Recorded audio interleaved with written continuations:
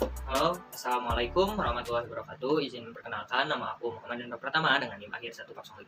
Di sini aku akan menjelasin sedikit mengenai mental imagery dan cognitive maps. Sebelumnya aku akan menjelasin dulu mental imagery itu apa. Jadi mental imagery itu membayangkan sesuatu secara visual padahal benda visualnya tidak ada di hadapan kita.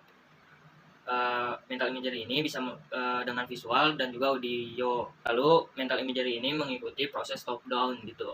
Jadi contohnya seperti aku nih misalkan membayangkan di tangan aku ini ada es krim itu yang enak gitu. Kan es krim ini tidak ada ya, tapi aku ngebayangin bahwa es krim ini ada gitu. Dan rasanya juga enak seperti itu. Lalu yang selanjutnya ada proses terbentuknya mental imagery. Ada dua, ada pendekatan analog dan juga pendekatan proporsional. Kalau pendekatan analog ini melalui objek yang dekat dengan objek fisiknya. Contohnya seperti orang cenderung mudah menggambarkan bola karena persepsi mengenai bola itu sama gitu kayak objek fisiknya gitu kan, yang kita tahu bola itu kan bulat ya bentuknya, jadi mudah gitu untuk menggambarkan bola itu seperti apa itu. Kalau pendekatan kode proporsional ini merupakan pendekatan melalui jabaran abstrak gitu. Contohnya membayangkan seorang laki-laki kekar berkepala botak dengan berwajah tirus gitu, seperti orang-orang memiliki persepsi berbeda sesuai penjabaran dari kata-kata saya yang tadi itu. Jadi susah untuk dibayangkan gitu, bisa mah bisa kan, cuman susah gitu untuk membayangkan uh, jabaran abstrak tersebut seperti itu. Selanjutnya ada karakteristik dari mental imagery, ada 6 ya di sini. Imagery and rotation, yang kita tahu rotasi itu kemampuan membayangkan objek yang bergerak gitu.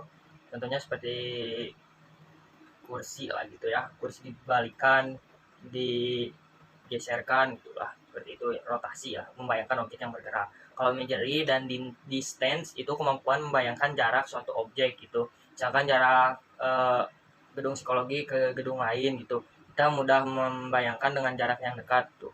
Kalau jarak yang jauh mungkin agak sulit ya. Lalu ada imagery and shape gitu, yang kita tahu shape ini membayangkan bentuk lah gitu, contohnya yang kayak saya tadi gitu, yang saya contohkan tadi kayak bola lah gitu, bentuknya kan bulat lah gitu, jadi mudah gitu untuk membayangkannya gitu.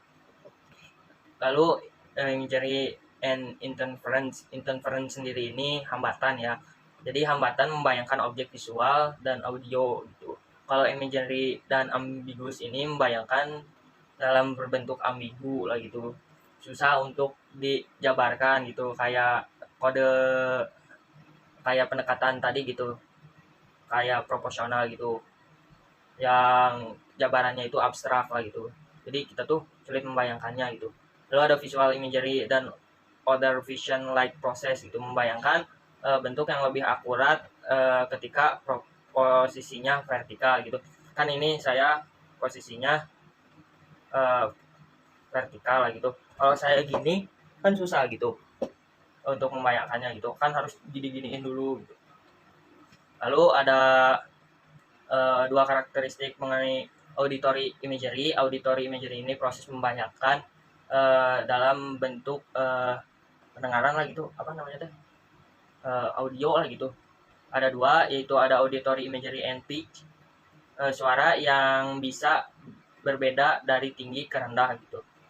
Lalu ada auditory imagery and timbre, kualitas suara yang didengarkan gitu. Lalu yang kedua yaitu pembahasan tentang cognitive maps. Ini lanjutan dari imagery. Cognitive maps ini lebih berfokus pada wilayah gitu ya. Yang pertama, cognitive maps sendiri ada tiga, mohon maaf. Ada peta cognitive distance, di mana peta cognitive distance ini berhubungan dengan jarak. Ada tiga karakteristik gitu dari peta cognitive dan jarak ini. Yang pertama ada jumlah intervening, yaitu jarak akan terasa lebih jauh kalau misalnya banyak patokan gitu.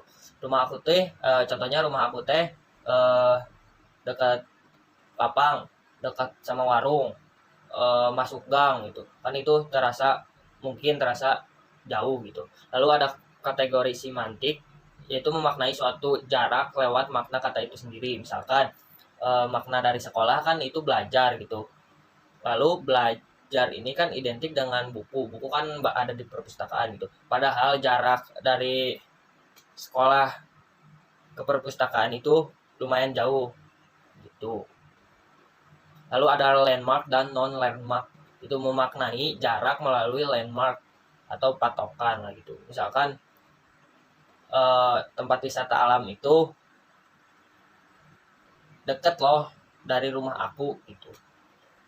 Kan itu melalui landmark gitu. Lalu ada yang kedua, ada peta kognitif dan bentuk dalam menentukan jarak. Ya ada dua karakteristiknya, yaitu ada sudut dan lengkung. Kalau sudut ini membayangkan belok selalu dengan 90 derajat. Contohnya mikir kalau belok kanan atau belok kiri pasti membayangkan itu 90 derajat gitu. Lalu ada lengkung, cenderung menggunakan symmetry heuristik dan membayangkan bentuk lebih umum dan simetris daripada sebenarnya. Contohnya membayangkan suatu jalan itu lurus, padahal kalau kita ikuti jalannya berbentuk lengkung gitu. Lalu yang ketiga, peta kognitif dan posisi. Kalau peta kognitif dan posisi ini relatif dari struktur geografis pada peta kognitif. Contohnya saat kita membayangkan sesuatu yang lurus padahal itu tidak gitu. Nah, selanjutnya ada perbedaan materi dari kelompok 5 dan juga materi yang Ibu sampaikan. Yang pertama, Ibu Wina menjelaskan bahwa adanya perbedaan mental imagery dan persepsi. Kalau mental imagery ini, imagery reseptor ini tidak menerima stimulus secara fisik. Yang kita tahu, imagery ini kan secara visual gitu ya. Sedangkan persepsi itu itu melibatkan stimulus seperti yang kita tahu alat indera ya. Lalu di mental imagery ini kan yang saya sudah tadi bahas bahwa imagery ini masuk ke dalam proses top down. Lalu yang kedua ada perbedaan pada bagian imagery and ambiguous figure, di mana kurang dijelaskan oleh kelompok 5 bahwa adanya bentuk segitiga yang di dalamnya terdapat bentuk lain, yaitu jajar genjang. Jadi mata kita lebih terfokus pada bentuk segitiga itu. Terima kasih. Wassalamualaikum warahmatullahi wabarakatuh.